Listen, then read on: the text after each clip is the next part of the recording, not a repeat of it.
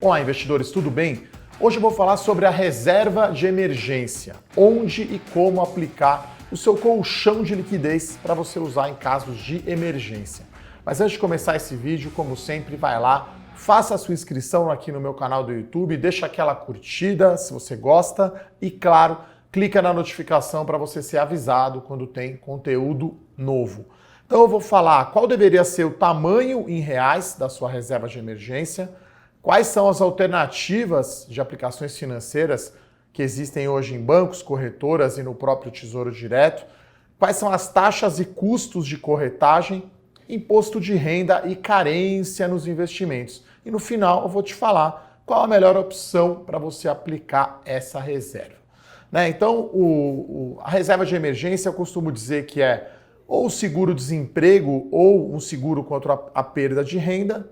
Acho que todo investidor precisa ter uma reserva de liquidez em D0, ou seja, com liquidez imediata para o resgate, para fazer frente aí a imprevistos e emergências que podem acontecer. Então essa reserva precisa ter risco muito baixo e precisa ter disponibilidade. O número mágico é mais ou menos de 3 a 6 salários mensais, para você ter disponível, ou custos de despesas, totais de cada família ou de investidores. Então, o número aí recomendável, nos livros, vamos dizer assim, é de 3 a 6 meses ou de custos de despesas ou do salário mensal.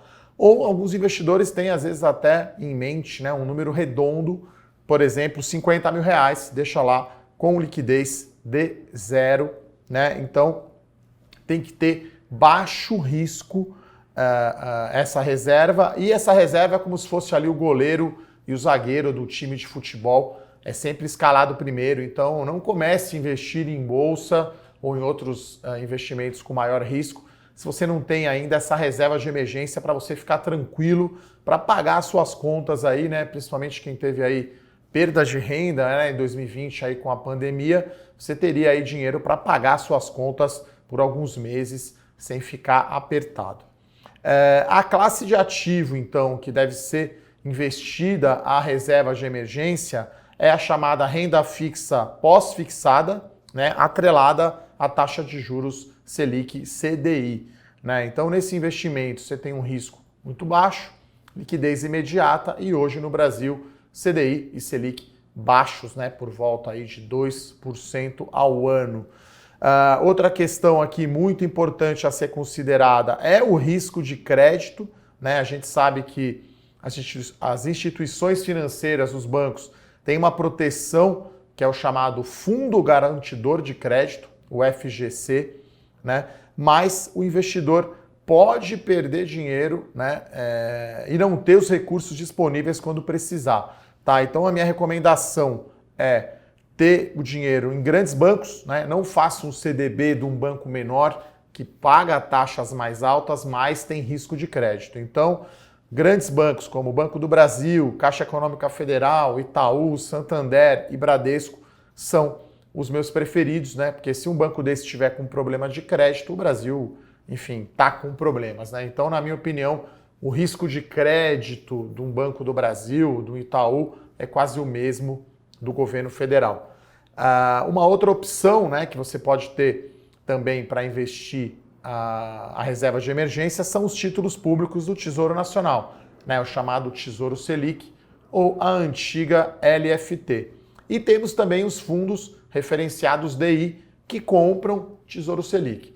Então, basicamente, são essas três classes de ativo, e eu acredito aí que o CDB de um grande banco, como eu falei, tem praticamente aí o mesmo risco de crédito quase do que uma LFT ou um Tesouro Selic. Então, volto a frisar que bancos menores podem sim pagar mais, tem cobertura de FGC, mas o principal, são dois objetivos que você tem que ter com a reserva de emergência, baixo risco e tem que estar disponível ali de zero.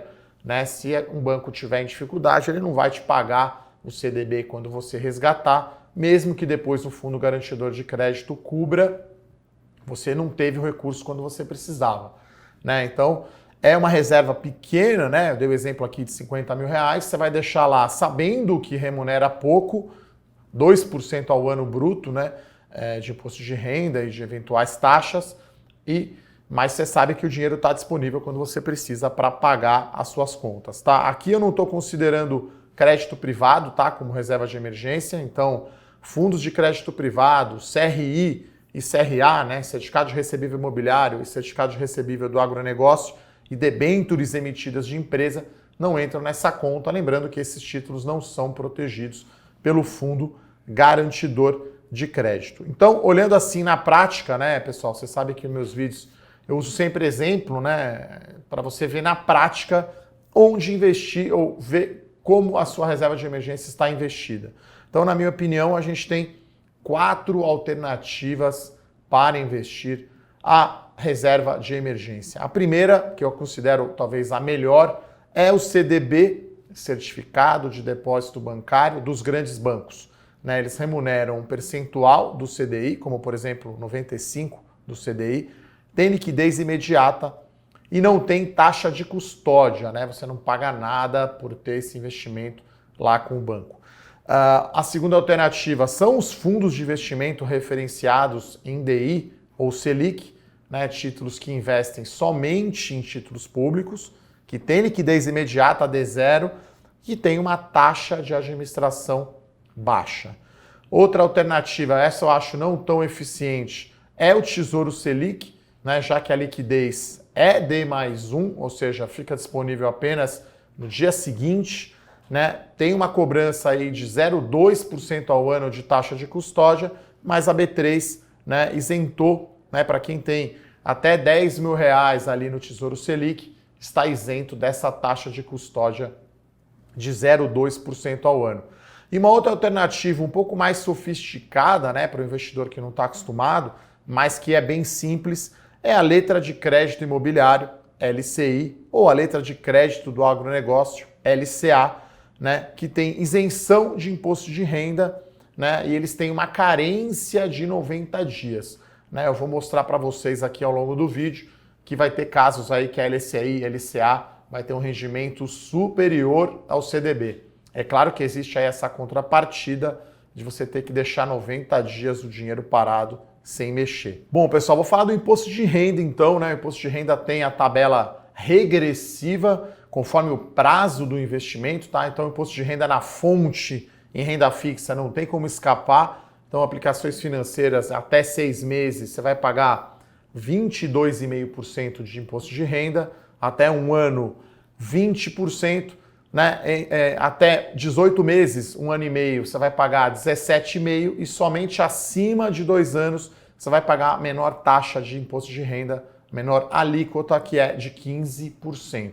Lembrando que na LCI e na LCA você tem uma isenção de imposto de renda. Como eu falei, existem alguns custos, né? Algumas taxas e custos para você ter essa reserva de emergência. Então, se é um fundo de investimento, tem a taxa de administração. Hoje os bancos reduziram bem, né? Acho que esses fundos aí, DI, fundo Selic, tem taxas aí entre 0,2% e 0,3% ao ano.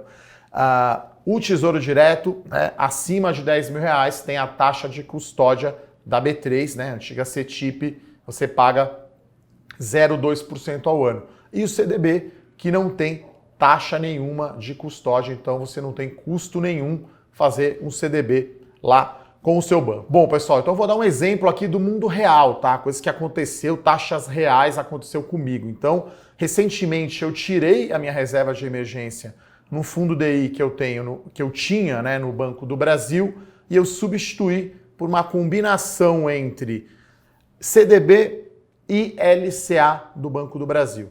Tá? Então o meu fundo lá do Banco do Brasil era o BB RFLP Selic, né? Banco do Brasil, renda fixa a longo prazo Selic, ele cobrava 0,3% ao ano de taxa de administração, e só para vocês terem uma ideia, rendeu, você pode olhar na tela aqui para facilitar o número, 84% do CDI rendeu o meu fundo DI em 2020. E aí eu liguei lá para o meu gerente de banco, né, do Banco do Brasil, e fui fazer cotação, né, de taxas. Né?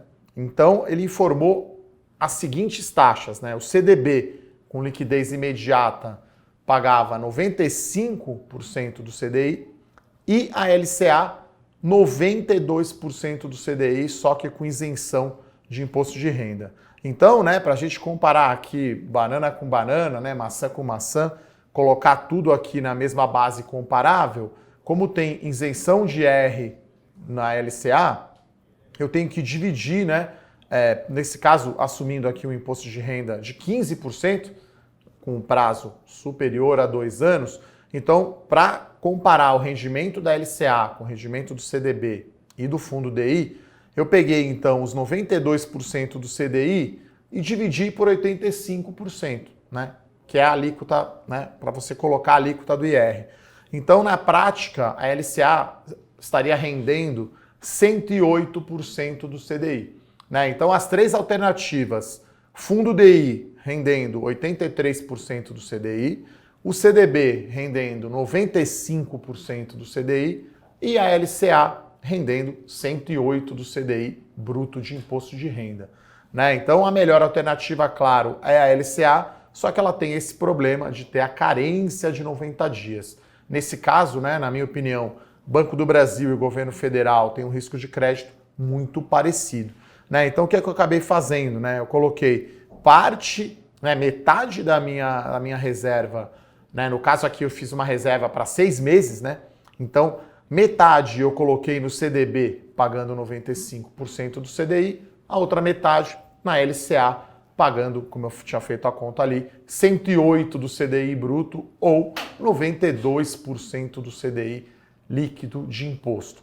Tá? Todos esses números, né, se você achou confuso, tem a minha coluna Domingo de Valor, que eu falei sobre o assunto. Vou deixar o link aqui na descrição desse vídeo. Bom, pessoal, fazendo a conta aqui, então, na ponta do lápis, né, eu troquei o meu fundo DI lá no Banco do Brasil por uma combinação entre CDB e LCA, me trouxe um rendimento maior de 13% do CDI ou 0,26% a mais por ano, né? Então isso é bastante dinheiro, como eu disse, né? Você faz essa reserva de emergência pensando em não usar, né, aquele dinheiro pequeno lá que rende pouco, mais que você precisa ter. Então esse vídeo foi para ensinar, né, ou dar recomendações sobre como você investir melhor a sua reserva de emergência. Como eu disse, tem uma coluna aqui, Domingo de Valor, sobre o assunto. O link está aqui na descrição do vídeo. Espero que você tenha gostado. Mande para aquele seu amigo que não sabe o que fazer com a sua reserva de emergência. Muito obrigado. Tenham todos aí um excelente domingo. Um abraço. Até a próxima. Tchau, tchau.